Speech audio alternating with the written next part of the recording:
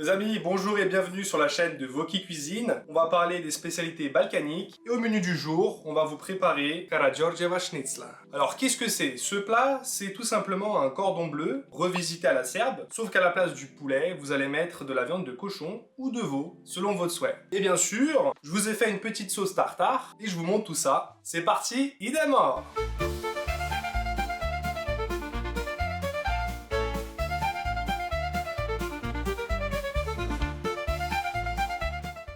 On commence par l'ingrédient phare de cette recette, la sauce tartare. Elle est de loin l'une des meilleures sauces pour accompagner ce plat car elle va venir adoucir votre viande.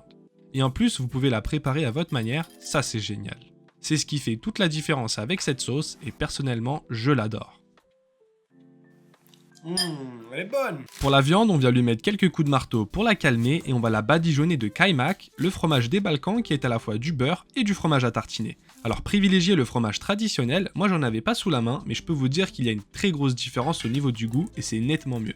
Pour la panure, rien de compliqué, le trio magique c'est farine, œuf, chapelure. Moi je la repasse une seconde fois dans les œufs et la chapelure pour avoir un meilleur croustillant. Vous les faites frire 20 à 25 minutes à feu moyen et pendant que ça cuit, vous savez d'où provient le nom de cette recette? Au cours du 19e siècle, l'ancien héros national serbe Karađorđe a réalisé la première insurrection contre l'occupation ottomane. Et plus récemment, dans les années 1950 à Belgrade, un célèbre chef lui rend hommage en inventant la Karađorđeva Schnitzla. Et puis voilà les amis, régalez-vous bien. Faites-moi vos retours en commentaire. Oh là là, prijatno svima, pozdrav!